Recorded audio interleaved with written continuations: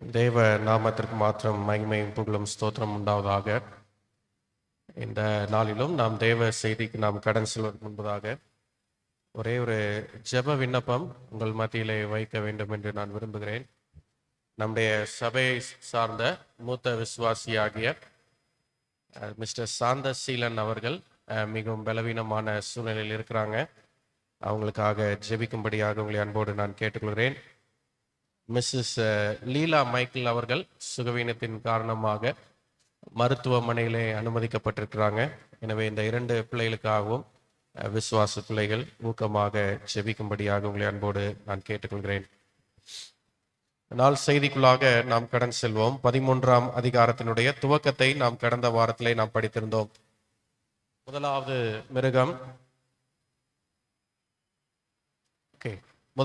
மிருகம் அது எங்கிருந்து எழுந்து வந்தது மற்றும் அந்த மிருகத்தினுடைய தார்பிரியங்கள் என்னென்ன, அதனுடைய அடையாள குறியீடுகள் என்னென்ன, அதனுடைய காலகட்டம் என்னென்ன என்று சொல்லி நாம் கடந்த வாரத்திலே நாம் படித்திருந்தோம்.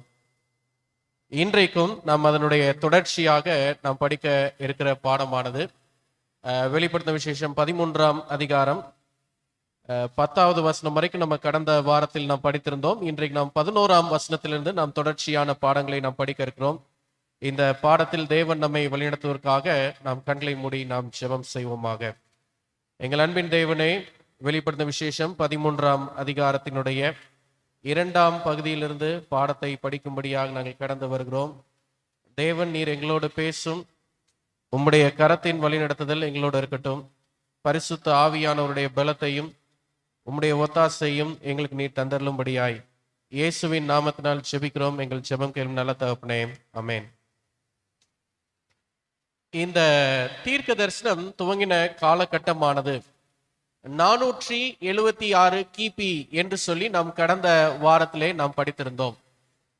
ஏன் இந்த தேதி, ஏன் இந்த வருடம் என்று சொல்லி அதற்கான கணக்கீட்டுதலினுடைய குறியீடாக நாம் கடந்த வாரத்தில் படித்தது, அந்த கொம்புகள் ராஜ்யத்தை பெற்றுக்கொள்வது எந்த ஆண்டு என்று சொல்லலாம் பார்க்கும்போது 476 கிபியில் இந்த 10 கொம்புகள் 10 தேசங்களாக பிரிந்து ராஜ்யத்தை பெற்றுக்கொள்கிறதாக இருக்கிறது.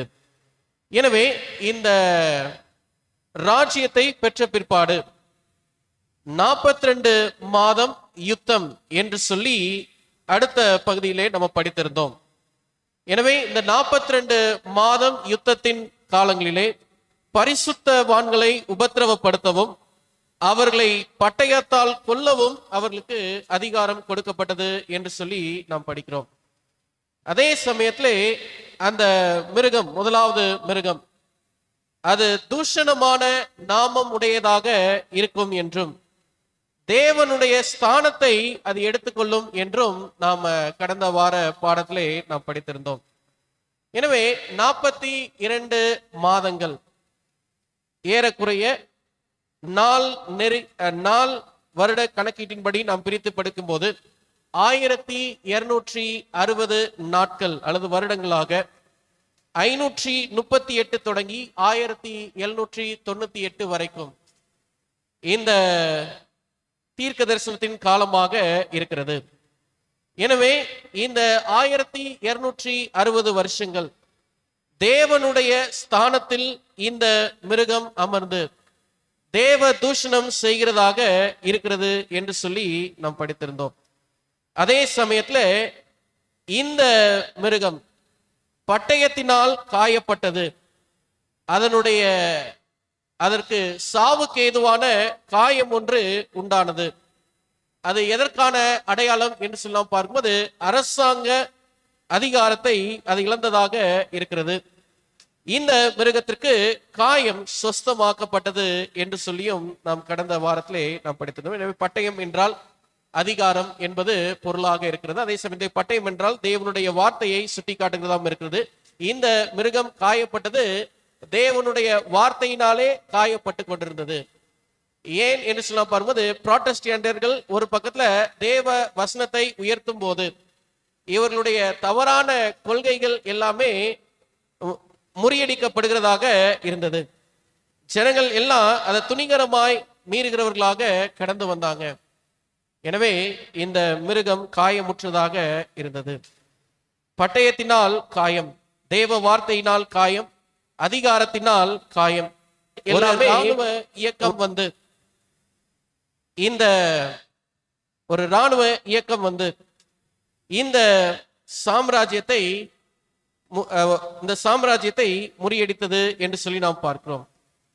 எனவே இந்த புராட்டஸ்டன்ட் இயக்கம் இந்த நாட்களிலே அது மிகவும் வல்லமையாய் எழுந்து உபத்திரவத்தின் மத்தியிலேயும் பாடுகளின் மத்தியிலேயும் இந்த தேவ வசனத்தை மிகவும் பக்தி வினயமாக பல இடங்களுக்கு கடந்து செல்லும்படியாக ஊக்கத்தோடு அவர்கள் சொல்லிக் கொண்டிருந்தார்கள்.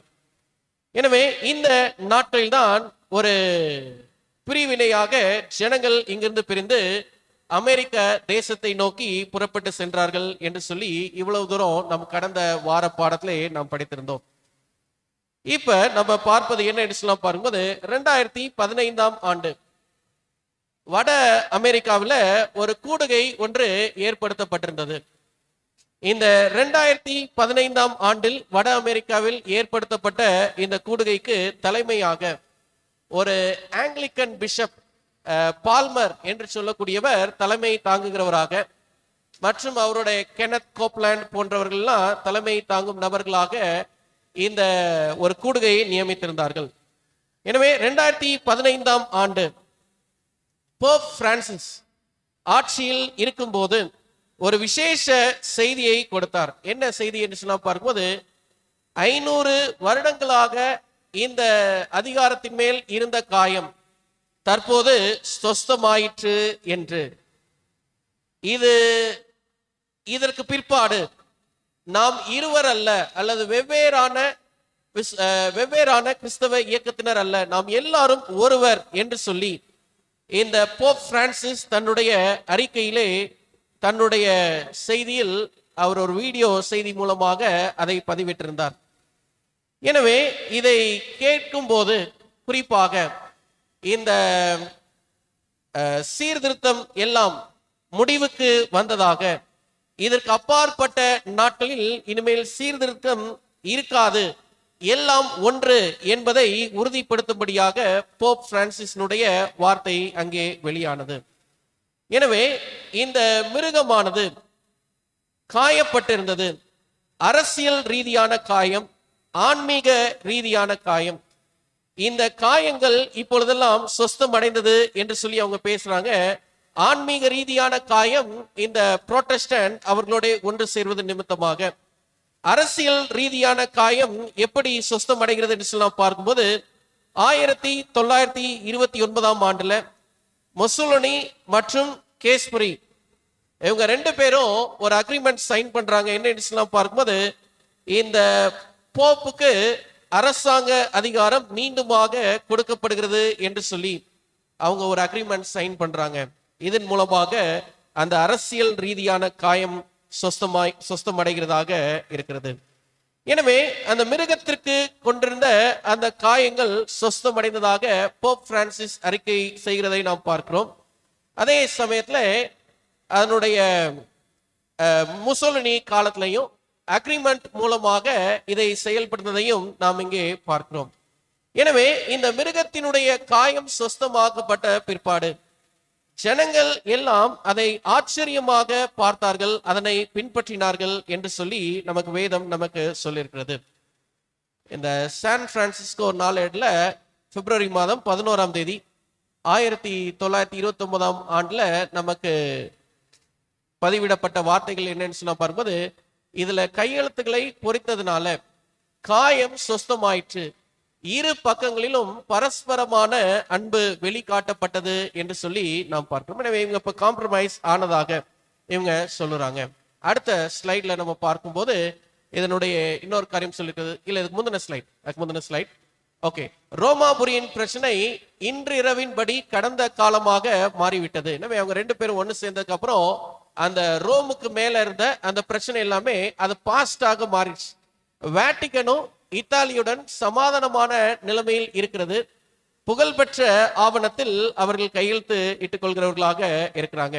எனவே 2015 ஆண்டு பால்மர் சொல்றாரு, the Anglican bishop சொல்றாரு, no more Protestantism, for we all are one. And Pope Francis also comments the same. Pope Francisம் இதற்கு ஈடான வார்த்தைகளை நமக்கு சொல்வதை நாம் பார்க்கிறோம்.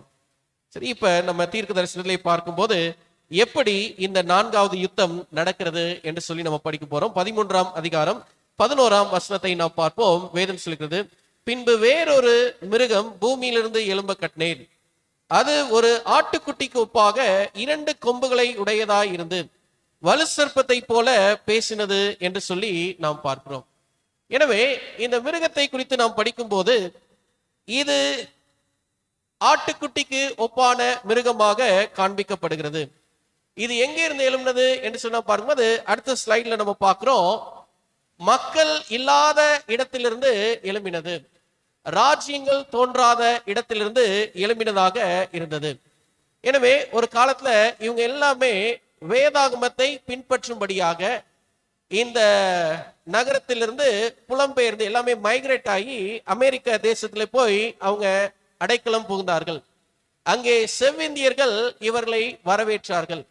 அந்த தேசத்தில் அவர்கள் வசிக்கும் போது மக்கள் அதிகம் இல்லாத இடத்திலிருந்து ஒரு ராஜ்யமாக இவர்கள் எழும்பினார்கள். இது பூமியிலிருந்து எழும்பினது என்று சொல்லி நாம் வேதத்திலே நாம் பார்க்கிறோம். எனவே இதை குறித்து ஜான் வெஸ்லி என்ன சொல்றாரு என்று சொல்லி பார்க்கும்போது, ஜான் வெஸ்லி சொன்ன வார்த்தை, in his notes on Revelation 13 written in 1754 1754ல ஜான் வெஸ்லி எழுதியிருக்கிறாரு, he is not yet come, though he cannot be far off, for he is to appear at the end of the 42 months of the first beats. இந்த 2வது மிருகத்தினுடைய ஆட்சி நமக்கு இன்னும் வரவில்லை. அது எப்போது வரும் என்று சொல்ல பார்க்கும்போது 42 மாதம் ஆட்சியை செய்து அந்த 42ஆம் மாதத்தினுடைய இறுதியில் இருக்கக்கூடிய அந்த 1வது மிருகத்தினுடைய ஆட்சி நிறைவடையும் போது இந்த 2ஆம் மிருகம் எழும்பும் என்று சொல்லி நமக்கு சொல்லப்பட்டிருக்கிறது. எனவே இந்த 42 மாதங்கள் எப்போது முடிவடைகிறது என்று சொல்லி நாம் பார்க்கும்போது 1798ஆம் ஆண்டு முடிவடைகிறதாக இருக்கிறது. எனவே இந்த தேசம் யார், இந்த ராஜ்யம் யார் என்பது நம்ம கடந்த வாரத்திலே நான் சொல்லியிருந்தேன், இது அமெரிக்க தேசம் என்று சொல்லி நாம் படித்திருந்தோம். சரி, இந்த அமெரிக்க தேசம், how was the rise of Americans, எப்படி இருந்துச்சு, இவங்களுடைய வளர்ச்சி எப்படி இருந்தது என்று சொல்லி பார்க்கும்போது 1798ஆம் ஆண்டுல இந்த மிருகம் தோன்றும் என்று நமக்கு சொல்லப்பட்டிருக்கிறது. எனவே 1776ஆம் ஆண்டு அமெரிக்க தேசம் சுதந்திரம் அடைகிறது. அதுக்கப்புறம் அவங்களுடைய சுதந்திரத்திற்கான ஒரு அக்னாலஜ்மெண்ட் 1783ஆம் ஆண்டு அவங்களுக்கு கொடுக்கப்படுகிறது. அதுக்கப்புறம் சட்ட ரீதியான அரசியல் அமைப்புகள் 1787ஆம் ஆண்டு செய்யப்படுகிறது. அதுக்கப்புறம் உரிமைக்கான சட்ட அமைப்புகள் 1791ஆம் ஆண்டு செய்யப்படுகிறது. 1798ஆம் ஆண்டுல என்ன நடக்கிறதுன்னு சொல்ல பாரும்போது பிரான்ஸ் தேசம் இந்த அமெரிக்கனுடைய சுதந்திரத்துக்காக ஒரு அங்கீகாரம் கொடுக்கிறது. அது என்ன, இந்த இடத்துல பிரான்ஸுக்கும் அமெரிக்காவுக்கும் என்ன சம்பந்தம் என்று சொல்லி நம்ம பார்க்கும்போது இதே 1798ஆம் ஆண்டுல தான் பிரான்ஸ் தேசம் அந்த 1ஆம் மிருகமாய் சொல்லப்படக்கூடிய ரோம சாம்ராஜ்யத்தை வீழ்த்துகிறதாக இருக்கிறது. அந்த 1வது சாம்ராஜ்யத்தை வீழ்த்துகிற அந்த பிரான்ஸ் தேசம் இப்பொழுது இங்கே இந்த அமெரிக்க தேசத்திற்கு ஒரு அங்கீகாரத்தை கொடுக்கிறதாக இருக்கிறது என்று சொல்லி நாம் பார்க்கிறோம். எனவே இந்த அங்கீகாரம் பிரான்ஸ் இடத்திலிருந்து பெறப்பட்டதாக இருக்கிறது.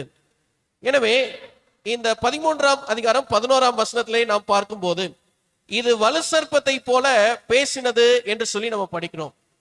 எனவே வலு சர்ப்பத்தை போல பேசுவதற்கு இது செய்த காரியம் என்னன்னு சொல்லி பார்க்கும்போது 2 பலத்தை தன்னுடைய கைகளில் எடுத்துக்கொள்கிறது இந்த 2வது மிருகம். என்னென்ன பலம் என்று சொல்ல பார்க்கும்போது, 1 மத ரீதியான பலத்தை தன் கையில் எடுத்துக்கொள்வது, religious liberty.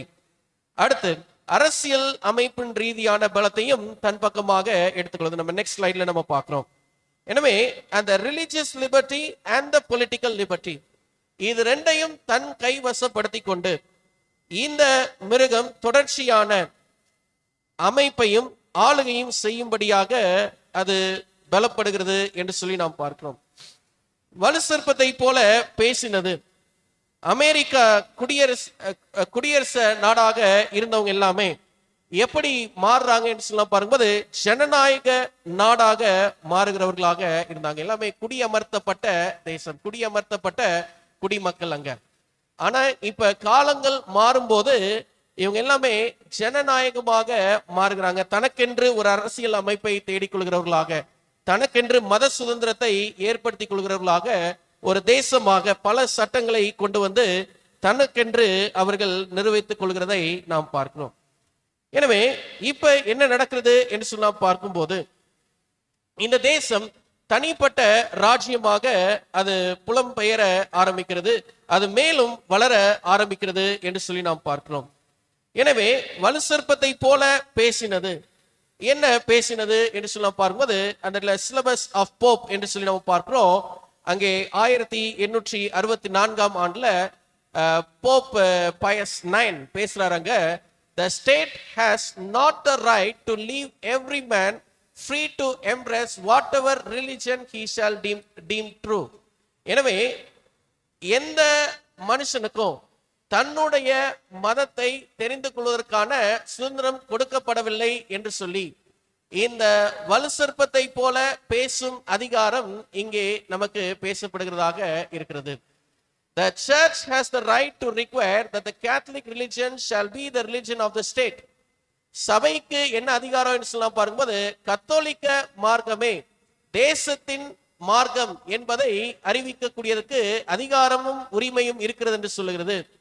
Cursed be those who assert liberty of conscience and of the worship and such that maintain that the church may not employ force. எனவே இதற்கு விரோதமாக எழும்புறவங்க யாரா இருப்பாங்க என்று சொன்னால் அவங்க எல்லாமே சபிக்கப்பட்டவர்களாக, வேறு சில விளைவுகளை சந்திக்கிறவர்களாக இருப்பார்கள் என்று சொல்லி போப் பயஸ் 6 அங்கே நமக்கு சொல்லிருக்கிறதை நாம் பார்க்கிறோம். அடுத்து இவங்களுக்கு வேற எந்த சுதந்திரமும் கிடையாது. நெக்ஸ்ட் ஸ்லைடில் நம்ம பார்க்கிறோம். The Roman Catholic Church must demand the right to freedom for herself alone. எனவே இந்த கத்தோலிக்க சபைக்கு தனக்கு மாத்திரமே சுதந்திரம் உண்டு என்று சொல்லி தன்னை மார்தட்டிக் கொள்கிறதாக இருக்கிறது. The Roman Catholic is to wield his oath for the purpose of securing Catholic ascendancy in this country. எனவே இந்த கத்தோலிக்க சபை அதனுடைய நோக்கத்தை செயல்படுத்துவதற்காகவே இந்த தேசத்தில் அது எல்லா விதமான கட்டுப்பாடுகளையும் தாண்டி செயல்படும் என்று சொல்லி அவர்கள் பேசுகிறதை நாம் பார்க்கிறோம். எனவே வலு சர்ப்பத்தை போல பேசினது, தூஷணத்தை பேசினது, தேவனுடைய ஸ்தானத்தை எடுத்துக்கொண்டது. போப் பயஸ் 9 இந்த காரியங்களை பேசுகிறதை நாம் பார்க்கிறோம். அடுத்து வந்த போப் ஜான் பால் ஒரு முறை அமெரிக்க தேசத்தை சந்திக்கும் போது 1980 ஆண்டுல 80களில் அமெரிக்க தேசத்தை அவர்கள் சந்திக்கும் போது ஒரு உலகளாவிய சம்பவம் ஒன்று நடக்கிறது. அந்த சோவியத் யூனியன் வீழ்ச்சியை சந்திக்கிறது, கம்யூனிசம் எல்லாம் விழுந்து போகிறது.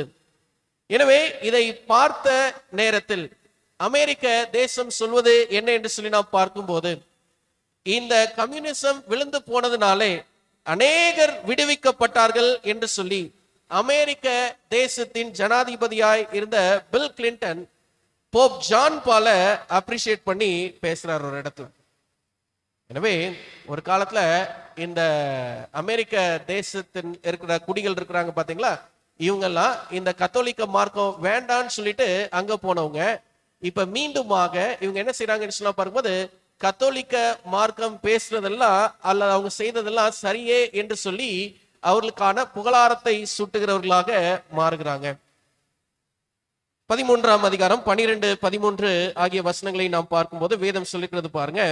அது முந்தின மிருகத்தின் அதிகாரம் முழுவதையும் அதன் முன்பாக நடப்பித்து சாவுக்கேதுவான காயம் ஆற சொஸ்தமடைந்த முந்தின மிருகத்தையும் பூமியையும் அதன் குடிகளும் வணங்கும்படி செய்தது.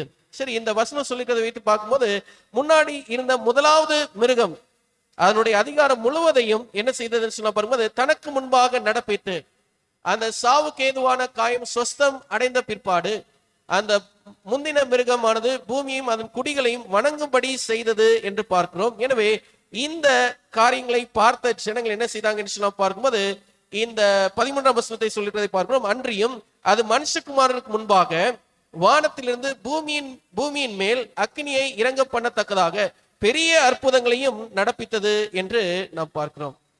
மனுஷங்க அநேகர் இதற்காக விழுந்து போக ஆரம்பித்தாங்க. இன்னைக்கு பார்க்கும்போது எத்தனையோ காரியங்களை நம்ம கேள்விப்படுகிறோம். அமெரிக்க தேசத்துல நடந்த ஒரு சம்பவம் இந்த ஸ்லைட்ல நம்ம பார்ப்போம். அமெரிக்க தேசத்துல நடந்த ஒரு சம்பவம். இந்த தேசம் என்ன செய்ய போகுது என்று சொல்லி பார்க்கும்போது 2வது மிருகம் அந்த மிருகத்திற்கு ஒரு சொரூபத்தை பண்ணுகிறதாக இருக்கிறது ஒன்று. மேலும் அதற்கு கீழ்ப்படியாதவர்களை என்ன செய்யும் என்று சொல்லி நாம் பார்க்கும்போது கொலை செய்வதற்கும் அதிகாரம் பெற்றதாக இருக்கிறது என்று சொல்லி நாம் பார்க்கிறோம். எனவே இந்த அமெரிக்க தேசம் இப்ப மிருகத்திற்கான சொரூபத்தை செய்யும் தேசமாக இருக்கிறது.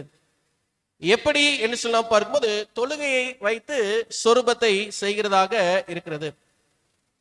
ஃபேக் மிராக்கிள்ஸ், ஃபால்ஸ் டீச்சிங்ஸ் மற்றும் என்ன சொல்ல secret rapture, issues in state of death, இந்த விதமான மூல உபதேசங்களை நூதன கொள்கைகளை விதைத்து அநேக மக்களை திசை திருப்பும்படியாக இந்த தேசத்திலிருந்து எழும்பின இந்த அதிகாரம் செயல்படுகிறதை நாம் பார்க்கிறோம்.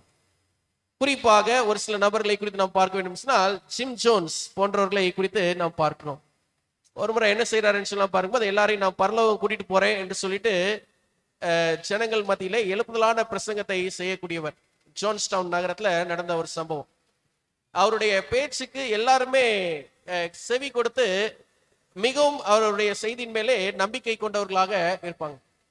எல்லாத்தையும் பரலோகம் கூட்டிட்டு போறேன் என்று சொல்லிட்டு ஒரு திருவிருந்து ஆராதனை ஒன்று ஒழுங்கு செய்து அந்த ரசத்திலே எல்லாருக்கும் நஞ்சு கலந்து அதனை கொடுத்து அந்த கூடுகையில் இருந்த அனைவரும் செத்து போனாங்க. அவரும் அந்த இடத்துல செத்து போனார்.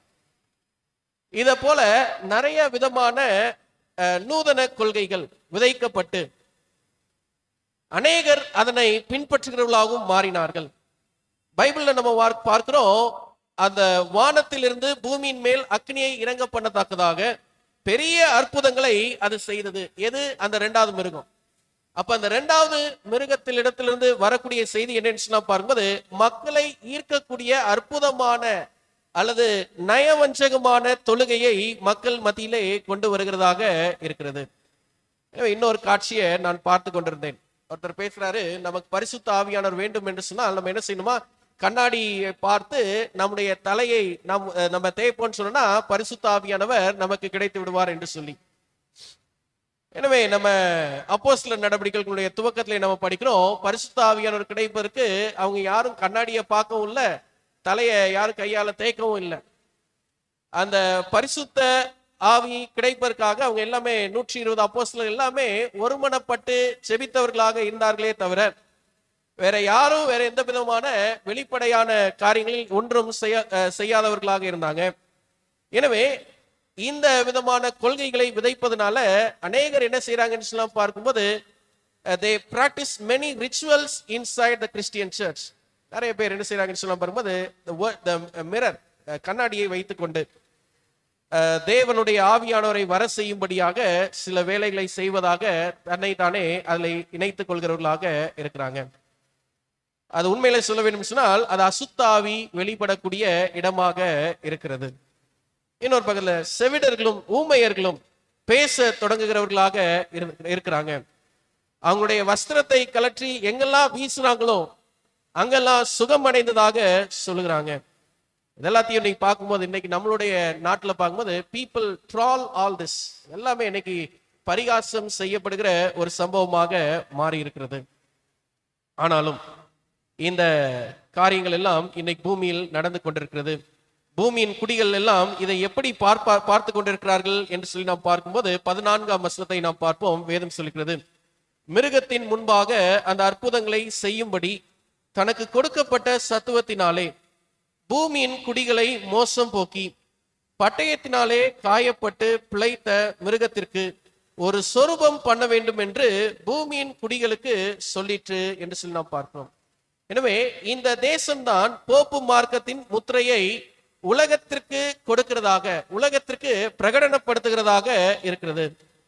அதற்கு கீழ்ப்படியாத யாவரையும் கொலை செய்வதற்கான முயற்சியில் இருக்கக்கூடிய ஒரு ராஜ்யமாக, அந்த மிருகத்தின் சொரூபம் என்று சொன்னால் அந்த மிருகத்தினுடைய சட்டம், அதை வெளிப்படுத்துகிற ஒரு அமைப்பாக இது வெளிப்படுகிறது.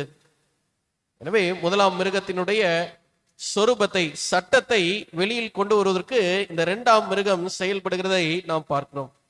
15ஆம் வசனத்தை நாம் பார்ப்போம். வேதம் சொல்கிறது, மேலும் அம்மிருகத்தின் சொரூபம் பேசத்தக்கதாகவும் மிருகத்தின் சொரூபத்தை வணங்காத யாவரையும் கொலை செய்தத்தக்கதாகவும் மிருகத்தின் சொரூபத்திற்கு ஆவியை கொடுக்கும்படி அதற்கு சத்துவமும் கொடுக்கப்பட்டது என்று சொல்லி நாம் பார்க்கிறோம். எனவே தேசத்துல சட்டம் இருக்கு. என்ன என்று சொல்லி நாம் பார்க்கும்போது, இதை வணங்காத யாவருக்கும்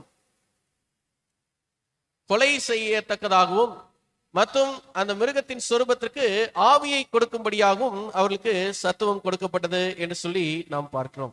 எனவே தேசத்தின் சட்டம், தேசத்துல ஒரு சட்டம் இருக்குன்னு சொன்னா அதை மீறக்கூடாது. ஆனா அநேக நேரத்திலே பார்க்கும்போது தேசம் ஒரு சட்டம் கொடுக்கிறதுன்னு சொன்னால் அது மீறப்படுகிற ஒன்றாக இருக்கிறது.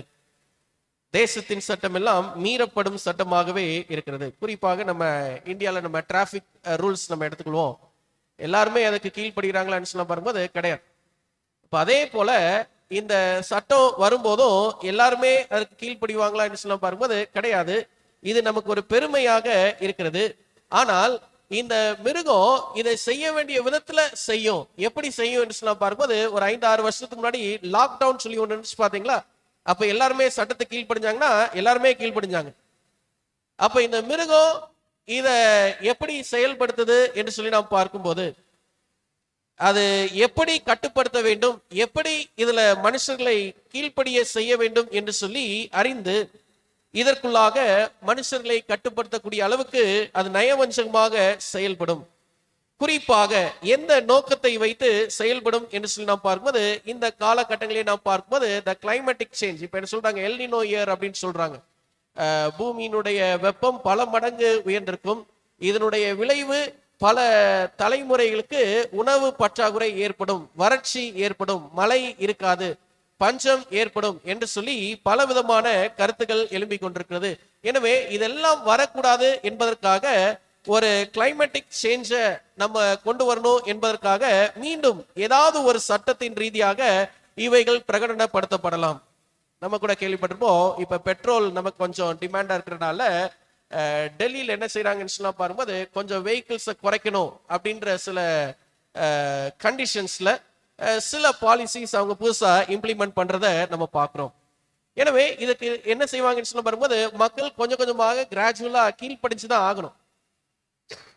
அதே போல இந்த மிருகமும் இதனுடைய சொரூபத்தை பண்ணுவிக்கும் போது அந்த சொரூபத்திற்கு ஆவி கொடுக்கப்படும் வேளையிலே அதனுடைய சத்துவங்கள் எல்லாம் அவங்களுக்கு ஏவப்படும் வேளையிலே எப்படி ஜனங்கள் கேட்பாங்க அப்படின்னு சொல்லி நமக்கு ஒரு கேள்வி இருக்கும். ஆனா அதை கேட்க வேண்டிய விதத்துல கேட்கும்படிக்கு அந்த மிருகம் என்ன செய்யும் என்று சொல்லி பார்க்கும்போது அவர்களை கட்டுப்படுத்தும் என்று சொல்லி நாம் பார்க்கிறோம். 16ஆம் வசனத்தை நாம் பார்ப்போம். வெளிப்படுத்தின விசேஷம் 13ஆம் அதிகாரம் 16ஆம் வசனத்தை பார்ப்போம். அது சிறியோர் பெரியோர் ஐஸ்வர்யவான்கள் தரித்திரர் சுயாதீனர் அடிமைகள் இவர்கள் யாவரும் தங்கள் தங்கள் வலது கையிலாவது நெற்றிகளிலாவது ஒரு முத்திரையை பெரும்படிக்கும் அந்த மிருகத்தின் முத்திரையாவது அதன் நாமத்தையாவது அதன் நாமத்தின் லக்கத்தையாவது தரித்துக் கொள்கிறவன் தவிர வேறொருவனும் கொல்லவும் விற்கவும் கூடாதபடிக்கு செய்தது என்று சொல்லி நாம் பார்க்கிறோம். எனவே எல்லாருக்கும் இந்த முத்திரை கொடுக்கப்படும். அது சிறியோர் பெரியோர் எல்லாருமே வயது வரம்பில்லாமல் எல்லாருக்குமே கொடுக்கப்படுகிறதாக இருக்கிறது. முதலாவது மிருகம் இதுக்கான உரிமை கூறுகிறதாக இருக்கிறது. இதை யார் பிரகடனப்படுத்தினது என்று சொல்லி நாம் பார்க்கும்போது இரண்டாவது மிருகம் இதனை பிரகடனப்படுத்துகிறதாக இருக்கிறது. என்ன நோக்கம் என்று சொல்லி நாம் பார்க்கும்போது இந்த மிருகத்தினுடைய நாமம் அங்கே தரிக்கப்பட வேண்டும், அந்த மிருகத்தினுடைய அதிகாரம் அங்கே வெளிப்பட வேண்டும் என்று சொல்லி நாம் பார்க்கிறோம். எனவே மிருகத்தினுடைய முத்திரை நம்ம எல்லாருமே தெரிந்து கொள்வது, மிருகத்தின் முத்திரை என்று சொன்னால் நெற்றிகளில் 666 என்று சிலர் சொல்றாங்க பயோசிப் மூலமாக இருக்கும், சிலர் சொல்றாங்க பார்கோட்ஸ் மூலமாக இருக்கும், ஏடிஎம் கார்ட்ஸ் மூலமாக இருக்கும், புதுசா இப்ப சொல்றாங்க சிலர் வேக்சின்ஸ் மூலமாக இருக்கும். இப்ப புதுசா வேக்சின்ஸ்லாம் வருது. எப்படி வருதுன்னு பார்க்கும்போது ஒரு ஸ்டிக்கர் மாதிரி அதை மேல ஒட்டிடுவாங்க. ஒட்டிட்டு அது பின்னாடி இருக்கக்கூடிய பீல், அதனுடைய சின்ன அந்த லீஃப் அவங்க பிச்சு எடுத்துருவாங்க. அதுக்கப்புறம் நம்ம எங்கேயாவது ஸ்கேன் பண்ணோம்னா அதை ஸ்கேன் பண்ணும்போது அதில் தெரிஞ்சிடும் நம்ம வேக்சினேஷன் போட்டிருக்கிறோமா இல்லையான்னு சொல்லி தெரியும். எனவே இதுதான் மிருகத்தின் முத்திரை என்று சொல்லி பலர் சொல்லக்கூடிய கருத்துக்களாக இருக்கிறது. ஆனால் உண்மையில் வேதம் என்ன சொல்லுகிறது அதை புரிந்து கொள்வதற்கு முன்னாடி நம்ம மனசுல தெரிஞ்சுக்கிடணும். என்ன தெரிஞ்சுக்கணும் என்று சொல்லலாம் பார்க்கும்போது, நான் ஒருவேளை கையில ஒரு சிப் ஒன்று நான் இன்ஸ்டால் பண்ணிட்டு அதை வைத்து நான் ஒரு சூப்பர் மார்க்கெட்ல போய் என் வீட்டுக்கு நான் பால் வாங்கிட்டு போறேன்னு சொன்னா எனக்கு பரலோகம் கிடையாதா? பரலோகம் கிடையாதா? பரலோகம் இருக்கா இல்லையா? இல்ல அப்படி சொல்லுவோம். சரியா? ஆண்டவர் இந்த சிப்புக்கு கீழ்ப்படுகிறத வச்சு நம்மளை நியாயம் தீர்ப்பாரா, இல்ல அவருடைய பிரமாணங்களுக்கு கீழ்ப்படுகிறத வச்சு நம்மளை நியாயம் தீர்ப்பாரா? எதை வச்சு? அவருடைய பிரமாணங்களுக்கு கீழ்ப்படுகிறத வச்சு. அப்ப தேவ பிள்ளைகளாக இருக்கிற நீங்களும் நானும் நம்ம தெரிந்து கொள்வது என்ன என்று சொல்லி நாம் பார்க்கும்போது, ஒருவேளை நம்ம வாங்கவும் விற்கவும் கூடாதபடிக்கு செய்யும் என்று சொல்லி ஒரு அதிகாரம் எழும்பும் என்று சொன்னால் அதற்கு பின்னாடி இருக்கக்கூடிய அநேக பெரிய விளக்கங்கள் இருக்கிறது. அந்த விளக்கங்களை குறித்து நாம் வருகிற நாட்களிலே நாம் படிக்க இருக்கிறோம். ஆனால் அதற்கு முன்னாடி நம்ம செய்ய வேண்டியது என்ன என்று சொல்லி நாம் பார்க்கும்போது, தேவனுக்கு மாத்திரமும் அல்லது தேவனுடைய சட்டங்களுக்கு மாத்திரமும் நாம் கீழ்ப்படுகிறவர்களாக இருக்க வேண்டும். எனவே இதுதான் நம்மை காப்பாற்றுகிறத ஒன்றாக இருக்கிறது. எனவே தேவன் இவைகளை வைத்து நம்மை நியாயம் தீர்க்கிறவர் அல்ல. மிருகத்தின் முத்திரை என்பது ரோமாபுரி திருச்சபையினுடைய அதிகாரத்தின் அடையாளமாக இருக்கிறதே தவிர அது வேக்சினோ இல்ல பயோசிப்ஸோ இல்ல பார்கோட்ஸோ இல்ல நம்ம வச்சிருக்கக்கூடிய ஏடிஎம் கார்ட்ஸோ இது கிடையாது. ரோமாபுரி திருச்சபையினுடைய அதிகாரத்தில் அடையாளங்கள் இருக்கிறது.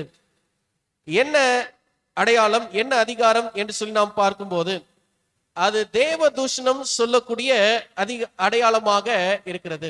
தேவ ஸ்தானத்தை எடுத்துக்கொள்கிற அடையாளமாக இருக்கிறது.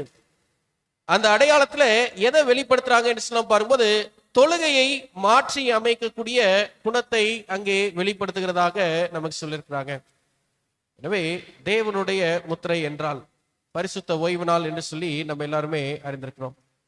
இந்த ஞாயிறு ஆசரிப்பு மிருகத்தின் அதிகாரத்தை காட்டக்கூடிய ஒரு முத்திரையாக இருக்கிறது. தேவன் முத்திரை என்று சொல்லி வேதத்துல நமக்கு 3 காரியங்களை நமக்கு சொல்றார். ஒன்று, பிரமாணத்தை முத்திரை என்று ஆண்டவர் சொல்லுகிறதை பார்க்கிறோம். பரிசுத்த ஆவியானவரால் முத்திரையிடப்பட்டிருக்கிறாங்க என்று சொல்லி ஆண்டவர் சொல்றதை பார்க்கிறோம். அடுத்து ஓய்வுனால ஆண்டவர் முத்திரை என்று சொல்வதை பார்க்கிறோம். இது 3ம் தேவனை பற்றினதாகவே இருக்கிறது. ஏசாயா 8வது அதிகாரம் 16ஆம் வசனத்தை நாம் வேதத்திலிருந்து நாம் பார்க்கும்போது வேதம் சொல்லுகிறது, சாட்சியாகமத்தை கட்டி என் சீஷருக்குள்ளே வேதத்தை முத்திரையிடு என்றார் என்று சொல்லி நாம் பரிசுத்த வேதத்திலே நாம் பார்க்கிறோம். எனவே வேதம் என்றால் லா, சட்டம் என்பது பொருளாக இருக்கிறது.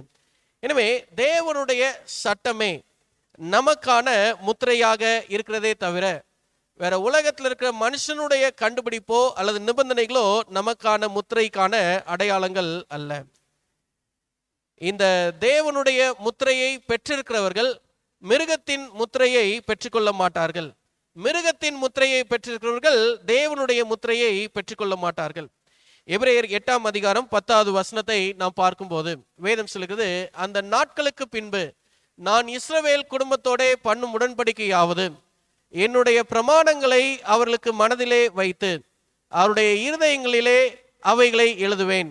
நான் அவர்கள் தேவனாய் இருப்பேன், அவர்கள் என் ஜனமாய் இருப்பார்கள் என்று சொல்லி நாம் பார்க்கிறோம். எனவே தேவனாகிய கர்த்தர் ஒரு அடையாளம் ஒன்று வைத்திருக்கிறார். அந்த அடையாளம் என்னன்னு சொல்லி நாம் பார்க்கும்போது அவருடைய பிரமாணமே நமக்குள்ளாக இருக்கிற அந்த அடையாளம். இன்றைக்கு நாம் எதனால் முத்திரைக்கப்பட வேண்டும்? தேவனுடைய பிரமாணத்தினாலே, அவருடைய சட்டத்தினாலே, அவருடைய ஓய்வு நாளினாலே நாம் முத்திரிக்கப்படுகிறவர்களாக நாம் இருக்க வேண்டும். தேவ முத்திரையை நாம் பெற்றுவிடுவோமா அல்லது பெற்றுவிட்டோமா? வெளிப்படுத்தின விசேஷம் 13ஆம் அதிகாரம் 18ஆம் வசனத்தை நாம் பார்க்கும்போது வேதம் சொல்லிக்கிறது. வெளிப்படுத்தின விசேஷம் 13:18 நாம் பார்க்கும்போது இதிலே ஞானம் விளங்கும். அந்த மிருகத்தின் லக்கத்தை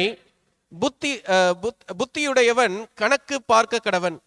அது மனுஷனுடைய இலக்கமாய் இருக்கிறது. அதனுடைய இலக்கம் 666 என்று சொல்லி நாம் பரிசுத்த வேதத்திலே நாம் பார்க்கிறோம். எனவே 666 என்று சொல்லி நம்ம கேள்விப்பட்ட உடனே இது மிருகத்தின் முத்திரை என்று சொல்லி நாம் நம்புகிறவர்களாக நம்ம இருக்கிறோம். ஆனால் இந்த வசனத்தை நாம் படிக்கும்போது இதிலே நாம் தெளிவாக படிக்க வேண்டிய ஒரு வார்த்தை இருக்கிறது. 2ஆம் பகுதியிலே படிக்கும்போது அது மனுஷனுடைய லக்கமாய் இருக்கிறது என்று சொல்லி நாம் பார்க்கிறோம். எனவே அந்த மனுஷனுக்கு ஒரு பெயர் இருக்கிறது. இவ்வளவு நேரம் நம்ம மிருகம் சொல்லி நம்ம படிச்சுட்டு வரோம்ல, அந்த மிருகத்திற்கு ஒரு மனுஷ பிரதிநிதி ஒருவன் இருக்கிறான். அந்த மனுஷ பிரதிநிதியினுடைய பெயர் தான் 666 இருக்கிறது. அந்த மனுஷனுடைய இலக்கம் தான் இந்த வேதத்திலே நமக்கு சொல்லப்பட்டிருக்கிறது போல 666 நாம் படிக்கிறோம். அந்த நம்ம புரிந்திருப்போம். 7 என்ற எண் பரிபூர்ணத்தை சுட்டி காட்டுகிறதாக இருக்கிறது. 6 என்ற எண் பரிபூர்ணமற்ற நிலையை சுட்டி காட்டுகிறதாக இருக்கிறது. எனவே இந்த மனுஷ பிரதிநிதியாக இருக்கக்கூடிய போப் அவர் தன் சிரசில் வைக்கக்கூடிய அந்த கிரீடத்தில் அந்த எழுத்துக்கள் எழுதப்பட்டிருக்கும் விகாரியஸ் ஃபிலிடே என்று சொல்லி, கிறிஸ்துவுக்கு பதிலாளி என்று சொல்லி நமக்கு அங்கே எழுதப்பட்டிருக்கும். எனவே அந்த கிறிஸ்துவுக்கு பதிலாளி அதனுடைய கூட்டெழுத்துக்களுடைய ஒவ்வொரு விளக்கத்தையும் நம்ம படிக்கும்போது அந்த ரோமன் நியூமரல்ஸினுடைய வேல்யூஸ் நம்ம கால்குலேட் பண்ணும்போது 666 நமக்கு வெளிப்படுகிறதை நாம் பார்க்கிறோம். எனவே இன்றைக்கு யாருடைய ஆளுகைக்கு நம்ம கட்டுப்பட்டவர்களாக நம்ம இருக்கிறோம்? இதை குறித்து நம்ம தொடர்ச்சியாக நம்ம படிக்கும் வேளையில இன்றைக்கு நம்மளுடைய தீர்மானம் என்னவாக இருக்க போகிறது? ஒருவேளை இன்னைக்கு நம்ம ஓய்வு நாளை நம்ம சுதந்திரமாக நம்ம ஆசரித்து கொண்டிருக்கிறோம். சீக்கிரமாக நாம் பரலோகம் சென்று விடுவோம் என்று சொல்லி நமக்கு ஒரு நம்பிக்கை இருக்கலாம். ஆனால் இது நம்மை தேவனுடைய முத்திரைக்கு வழிநடத்தும் ஒரு அனுபவமாக தான் இருக்கிறதே தவிர இன்றைக்கு நம் தேவனுடைய முத்திரையை பெற்றுவிட்டோம் என்று சொல்லி ஒன்றும் அல்ல. அதே சமயத்தில் ஞாயிற்றுக்கிழமை தொழுகை செய்கிறவர்கள் மிருகத்தின் முத்திரையை பெற்றுவிட்டார்கள் என்று சொல்லியும் அல்ல. என்றைக்கு இந்த ஞாயிறு ஆசரிப்பு சட்டம் ஒன்று பிரகடனப்படுத்தப்படுகிறதோ அதிலே ஒரு கூட்டம் தேவன் நிர்ணயித்த பரிசுத்த ஓய்வு நாளை பின்பற்றுகிற ஒரு கூட்டமாக இருக்கும். அதில் ஒரு கூட்டம் மிருகம் கொண்டு வரக்கூடிய அந்த கொள்கைக்கும் அந்த மூல உபதேசத்திற்கும் சாய்ந்து உலகத்தினுடைய ஒரு பெரும் கூட்டமாக இதிலே விழுந்து போகிறவர்களாக இருப்பார்கள். எனவே when the world bows down, உலகம் முழுவதும் வீழ்ந்து போகும்போது நாம் என்ன செய்கிறவர்களாக நாம் நிற்க போகிறோம்? பூமி ஆயத்தமாகி விட்டது. எதற்காக என்று சொல்லலாம் பார்க்கும்போது மிருகத்தின் முத்திரையை பெறுவதற்கு. அமெரிக்க தேசம் ஆயத்தமாக இருக்கிறது. எதற்காக? இந்த ஞாயிறு ஆசரிப்பு சட்டத்தை பிரகடனப்படுத்துவதற்கு. இன்னும் நாம் எதற்காக நாம் காலதாமதம் நாம் செய்து கொண்டிருக்கிறோம்? எதற்காக இன்னமும் நாம் தயக்கம் காண்பித்திருக்கிறோம்? தேவனுடைய முத்திரையாய் சொல்லப்படக்கூடிய அந்த ஓய்வு நாளிலே அல்லது தேவனுடைய முத்திரை என்று சொல்லப்படக்கூடிய அவருடைய வேதத்தினாலே அவருடைய சட்டத்தினாலே இன்றைக்கு நீங்களும் நானும் இந்த உலகத்திலே ஒருவேளை உபத்திரவத்தை சந்தித்தாலும் பரலோக ராஜ்யத்திலே நிலை நிற்கும்படியாக இன்றைக்கு அவருடைய கரத்திலே நம்மை ஒப்பு கொடுக்கிறவர்களாக நம்ம இருக்க போகிறோம். எனவே நம்ம எல்லாருக்குமே தெரிந்த ஒன்னே ஒன்று தான். என்னன்னு சொல்லலாம் பார்க்கும்போது என்னதான் ஆனாலும் யுத்தத்தில் ஜெயிக்க போகிறது கிறிஸ்து ஒருவரே.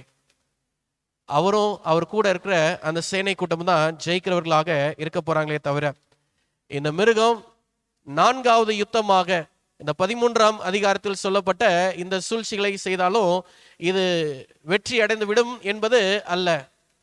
இந்த முறையும் இது தோற்கதான் போகிறது. ஆண்டவர் நம்மகிட்ட எதிர்பார்க்கிறது அப்படி என்ன பெருசா எதிர்பார்த்தார்? ஒரே ஒரு பண்டிகை, ஓய்வு நாளின் பண்டிகை. அந்த ஒரு நாள்ல இந்த உலகத்தினுடைய மேன்மைக்கான காரியங்கள் எல்லாத்தையுமே விட்டுட்டு அவருடைய பாதத்திலே அமரும்படியாக ஆண்டவர் நம்மை அழைக்கிறார். எனவே ஒரே ஒரு அனுபவத்தை நான் சொல்லி நிறைவுக்கு கொண்டு வருகிறேன். கல்லூரி நாட்டிலே நான் படித்து கொண்டிருக்கும் போது இந்த சம்மர் டைம்ல பார்த்தோம்னா கேன்வாசிங் வருவாங்க. அந்த கோல் போட்டர் மினிஸ்ட்ரி ப்ரொமோஷனுக்காக கேன்வாசிங் வருவாங்க. அதில் மீசோ கான்ஃபரன்ஸினுடைய டிபார்ட்மெண்ட் டைரக்டர் அந்த கேன்வாசிங்குக்கான ப்ரொமோஷன் அந்த வெள்ளிக்கிழமை ஆராதனையில் அவர் பேசிட்டு ஒரு ஆல்டர் கால் கொடுக்குறார். இங்கே பாருங்கள், இத்தனை புஸ்தகம் எல்லாம் ஃப்ரண்ட்டில் அவர் டிஸ்பிளே பண்ணி வச்சிருக்கிறார். த கிரேட் ஹோப் மற்றும் கிரேட் ஹோப் புதுசாக அவங்க ரிலீஸ் பண்ணியிருந்தாங்க அந்த டைமில். அது மாதிரி இன்னும் நிறைய சின்ன சின்ன புக்ஸ்லாம் அவங்க ரிலீஸ் பண்ணி ஃப்ரண்ட்டில் டிஸ்பிளே பண்ணி இதை பிரசுரிக்கிறதுக்கு யாராவது ஒருத்தர் எங்கள் ஃபீல்டுக்கு வேணும். பிரசங்கத்தில் அழுதார், ஜெபத்தில் அழுதார். 2000 பேர் இருக்கக்கூடிய சபை, ஒருத்தர் கூட முன்னாடி போகல. ஒரு புக்கை கூட அன்னைக்கு எடுக்கிறதுக்கு யாரும் போகல. எல்லாருடைய இருதயமும் அன்னைக்கு எப்படி இருந்துச்சுன்றது கண்ணில் பார்க்கும்போது வெட்கப்பட்டு நின்னோம் அந்த இடத்துல. இன்னைக்கு ஆண்டவர் நமக்கு முன்னாடி காட்டுறாரு, ஒரே ஒரு ஓய்வு நாள், ஒரே ஒரு பரிசுத்தமான நாள். அந்த ஒரு நாளுக்காக நம்ம எண்ணத்தை விட்டுட்டு இந்த இடத்துல நம்ம வந்து நிற்க போறோம். நம்மளுடைய தேவன் வெற்றியை பெறும் தேவன். அவர் ஜெயம் கொள்ளுகிறவராக இருக்கிறார். நம்மளுடைய சபையோ ஜெயம் கொள்ளுகிற சபையாக இருக்கும். நாமோ ஜெயம் கொள்ளுகிற அந்த கூட்டத்தில் நாம் நிலை நிற்க வேண்டும். இன்னைக்கு ஒருவேளை ஆண்டவர் இந்த இடத்துல வந்து நின்றுட்டு சீசர்களை அழைத்தது போல, என்னை பின்பற்றுவீர்கள் என்று சொன்னால் உங்களுக்கு உண்டான எல்லாவற்றையும் விட்டுட்டு வாங்கன்னு சொல்றது போல அவர் சொல்லும் போது நம்ம எத்தனை பேர் இன்னைக்கு அவரை பின்தொடர்ந்து நாம் கடந்து செல்கிறவர்களாக நம்ம இருப்போம்? தேவ சினமே, ஆண்டவருடைய சமூகத்திலிருந்து இன்னைக்கு நம்ம கடந்து செல்லும் போது தேவன் நம்முடைய இருதயத்திற்கு பேசின வார்த்தைகள், ஆண்டவர் நமக்கு கொடுத்த நினைவுகள், இது எல்லாத்தையுமே நம்முடைய மனதில் வைத்து நாம் யூகித்து பார்ப்போம். Let's assume somethings in your minds. சில காரியங்களை நாம் யூகித்து பார்க்க வேண்டிய அவசியத்தில் இருக்கிறோம். உலகத்திலே யுத்தம் எழும்பி இருக்கிறது. பலதரப்பட்ட செய்திகளை நம்ம கேட்டுக்கொண்டிருக்கிறோம். இதுவரைக்கும் எந்த தலைமுறையும் கேட்காத செய்திகளை நம்ம கேட்டு வருகிறோம். அநேக விதமான ஏற்ற தாழ்வுகள், குறைபாடுகள் மற்றும் புது வியாதி பிணிகள் இதெல்லாம் எழும்புகிறதை இன்னைக்கு நம்ம கேட்டு வருகிறோம். என்ன மாற்றம் நம்முடைய இருதயத்தில் வந்தது? என்ன மாற்றத்தை ஆண்டவர் இன்னும் நம்ம இடத்தை எதிர்பார்க்கிறார்? ஆண்டவர் இதெல்லாம் நமக்கு அனுமதிக்கிறார் சொன்னால், தீஸ் ஆர் த சாம்பிள்ஸ். இதெல்லாம் ஒரு சின்ன ஒரு சாம்பிள்ஸ் தான். இதுதான் முடிவு என்று சொல்லி கிடையாது. இதுதான் அந்த பயங்கரமான நாள், இல்லை யாக்கோபின் யுக்கட்டு காலம் என்று சொல்லி இது கிடையாது. இது ஒரு சாம்பிள். இந்த சாம்பிள்ஸையே நம்மளால பியர் பண்ணிக்க முடியல அப்படின்னு சொன்னோம்னா, வரக்கூடிய உபத்திரவ நாட்களை நாம் எப்படி கடந்து செல்ல முடியும்? தேவ ஜனமே, இன்னைக்கு மீண்டுமாக ஆண்டவருடைய சமூகத்திலிருந்து நம்ம கடந்து செல்லும் போது நம்ம மனசுல வைக்க வேண்டியது ஒன்னே ஒண்ணுதான். ஓய்வு நாளை ஆண்டவர் மனுஷனுக்காக உண்டாக்கினார். மனுஷன் ஓய்வு நாளுக்காக உண்டாக்கப்பட்டவன் அல்ல. எனவே இந்த ஓய்வு நாளிலே நம்மளுடைய மனதிலே நம்ம வைத்திருப்போம், என்னைக்கு ஆயத்தப்படணும்? ஓய்வு நாளுக்காக நம்ம என்னைக்கு ஆயத்தப்படணும்? என்னைக்கு ஆயத்தப்படணும் சொல்லுங்க பாப்போம். 6வது நாள்லையா? என்னைக்கு? வாரத்தினுடைய முதலாவது நாள்ல இருந்தே ஓய்வு நாளுக்கான ஆயத்தம் நம்ம இடத்துல காணப்படணும். ஆண்டவர்கிட்ட நம்ம ஒப்பு கொடுத்து நம்ம ஜெபிக்க போறோம். அந்த நாள்ல, இந்த வருஷத்துல நம்ம ஆசிரித்து வந்த ஓய்வு நாள் எப்படி இருந்துச்சுன்னு சொல்லி நமக்கு தெரியாது. எப்படிப்பட்ட ஆசிரிப்பை நம்ம செய்தோன்றது நமக்கு தெரியாது. ஆண்டவர் எல்லாத்தையும் அறிந்தவராக இருக்கிறார். அவருடைய வருகை நமக்கு சமீபமாய் இருக்கிறது. நாம் உண்மையாக இனிமேல் ஓய்வு நாளை ஆசரிப்போம் என்று இந்த மிருகத்தினுடைய இலக்கத்திற்கோ அல்லது மிருகத்தினுடைய நாமத்திற்கோ மிருகத்தினுடைய முத்திரைக்கோ நாம் உடன்படாமல் இருக்க வேண்டும் என்று சொல்லி, தேவனுடைய முத்திரைக்கும் தேவனுடைய நாமத்திற்கும் தேவனுடைய சாட்சியாகவும் மற்றும் அவருடைய சட்டமாகிய வேதத்திற்கும் நாம் கட்டுப்பட்டவர்களாகவே இருப்போம் என்று சொல்லி, உலகம் விழுந்தாலும் உலகம் தாழ்ந்தாலும் நாம் நிலை நிற்கிற ஒரு விசேஷ கூட்டமாக அவருடைய கரத்திலே நம்ம ஒப்பு கொடுப்போம். பரலோகம் போவது மிகவும் எளிது. எப்ப என்று சொல்ல பார்க்கும்போது, ஆண்டவருடைய பாதங்களை நாம் இறுக்கமாக நாம் பற்றி கொள்ளும் போது. அப்படிப்பட்ட நம்பிக்கையோடு தேவனுடைய கரத்திலே நாம் ஒப்பு கொடுப்போம். தேவன் நம்ம ஒவ்வொருவரையும் ஆசீர்வதித்து வழிநடத்துவாராக. ஆமென். சேனைகளின் தேவனாகிய எங்கள் நல்ல ஆண்டவரே, இஸ்ரவேலர்களை ஆசீர்வதிப்பதே கர்த்தருக்கு பிரியம் என்று சொன்னவரே, இதோ இந்த நாளிலும் இந்த ஓய்வு நாளின் ஆசீர்வாதத்தை பெறும்படியாக உம்முடைய சமூகத்திற்கு வந்திருக்கிற எங்களை நீர் கண்ணோக்கி பார்க்கும்படியாய் நாங்கள் ஜெபிக்கிறோம். தேவனே, இந்த நாளிலும் உம்முடைய சமூகத்தில் நாங்கள் காத்து நிற்கிறோம். இந்த இடத்திலே நாங்கள் கேட்ட சத்தியமானது உலகம் விழுந்து போனாலும், மிருகத்தினுடைய கட்டுப்பாட்டிற்குள்ளாக அவர்கள் கடந்து சென்றாலும், ஆண்டவரே, உமக்கென்று நிற்கக்கூடிய ஒரு தேவ ஜனம் இருப்பார்கள். அது ஒரு சிறிய கூட்டமாக இருந்தாலும் அந்த கூட்டத்திலே நாங்கள் நிலை நிற்க வேண்டும் என்ற நம்பிக்கையோடு நாங்கள் கடந்து செல்கிறோம். ஆண்டவரே, எத்தனையோ விதமான நயவஞ்சகமான சூழ்நிலைகளை மிருகம் தன்னுடைய கைகளில் ஏந்தி மனித பிரதிநிதிகளை கொண்டு அது செய்கிறதாக இருந்தாலும், ஆண்டவர் இவை எல்லாவற்றையும் நாங்கள் யூகித்து கொண்டு இதிலிருந்து நாங்கள் வழி விலகி ஆண்டோர் பக்கமாக நாங்கள் நிற்பதற்கு ஏதுவாக எங்களுக்கு நல்ல ஞானத்தை நீங்கள் கொடுத்தருளும்படியாய் நாங்கள் ஜெபிக்கிறோம். தேவனே, இன்னும் விசேஷமாக இந்த நாளிலும் சுகவீனமாக இருக்கிற பிள்ளைகளுக்காம் கூட நாங்கள் ஜெபிக்கிறோம். மிஸ்டர் சாந்தசீலன் அவங்களுக்காம் கூட நாங்கள் ஜெபிக்கிறோம். வயது முதிர்ச்சியின் காரணமாக ஏற்பட்டிருக்கிற அந்த பலவீனத்திலே கர்த்தராகிய ஆண்டவருடைய கரம் அந்த மகனோடு இருக்கும்படியாக நீர் அவர்களுக்கு பலத்தையும் சுகத்தையும் நீர் தந்தருளும்படியாக நாங்கள் ஜெபிக்கிறோம். ஆண்டவரே, இன்னும் ஆண்டவரே, மிஸ்ஸஸ் லீலா மைக்கேல் அவங்களுக்காக கூட நாங்கள் ஜெபிக்கிறோம். மருத்துவமனையிலே அனுமதிக்கப்பட்டிருக்கிறாங்க. ஆண்டவர் தாமே அவங்க சரீரத்தில் இருக்கக்கூடிய வேதனைகள், எலும்புகளின் தேய்மானங்கள் எல்லாம் சீக்கிரத்தில் நல்ல சுகமடைவதற்கும் ஆண்டவருடைய வல்லமையான கரம் அவர்களை தொடும்படியாக நாங்கள் ஜெபிக்கிறோம். ஆண்டவரே, இன்னும் ஆண்டவரே, இந்த நாளிலும் உம்முடைய சன்னிதானத்தில் வந்திருக்கிற பிள்ளைகள் உம்முடைய பரிசுத்த ஓய்வு நாளின் தொழுகையை முக்கியத்துவப்படுத்துகிறவர்களாக, பரிசுத்த ஓய்வு நாளின் தொழுகையிலே தன்னை தேவனோடு இணைத்துக் கொள்கிறவர்களாக இருப்பதற்கு நீங்கள் கிருபை செய்யுங்க. அவங்க செய்யக்கூடிய வேலைகளை கர்த்தர் ஆசீர்வதித்து தாருங்க. இந்த ஓய்வு நாளை அவங்க ஆசிரிப்பதற்காக அவங்களுக்கு வழியில் எந்த தடைகளும் வராத அளவுக்கு ஆண்டவர் தாமே அவங்களுக்கு சுதந்திரத்தையும் நீங்கள் கொடுக்கும்படியாய் நாங்கள் ஜெபிக்கிறோம். ஆண்டவரே, இன்னும் ஆண்டவரே, இந்த இடத்துலேருந்து நாங்கள் கடன் செல்ல இருக்கிறோம். உம்முடைய கரம் எங்களை வழிநடத்தினது, உம்முடைய கரம் எங்களை மீண்டுமாக பத்திரமாக வழிநடத்தட்டும். உமக்கு சித்தமானால் நாளைய தினத்தில் நடக்க இருக்கிற ஓய்வு நாளின் தொழுகையிலும் உம்முடைய சன்னிதானத்திலே நாங்கள் கடந்து வந்து உம்மை தொழுதுகளோருக்கு ஏற்ற விதத்திலே கர்த்தர் எங்களை கிருபையோடு வழிநடத்தியலும் இயேசுவின் நாமத்தினால் ஜெபிக்கிறோம் எங்கள் ஜெபத்தில் நல்ல தகப்பனே, ஆமென். என் ஆத்மாவே கர்த்தரை ஸ்தோத்திரி, என் முழு உள்ளமே கர்த்தருடைய நாமத்தை ஸ்தோத்திரி. என் ஆத்மாவே கர்த்தரை ஸ்தோத்திரி, கர்த்தர் செய்த சகல வார்த்தை மறவாதே. ஆமென். நம்முடைய கர்த்தராக இருக்கிற இயேசு கிறிஸ்துவின் அன்பும் பிதாவானுடைய வழிநடத்துதலும் பரிசுத்த ஆவியானுடைய பிரசனமும் தேவ தூதருடைய பாதுகாவலும் விசேஷமாக இந்த நாளின் தொழுகையில் பங்கு பெற்ற ஒவ்வொரு பிள்ளைகளோடும் மீண்டும் மீண்டும் சதா சர்வ காலமும் இருப்பதாக. ஆமென்.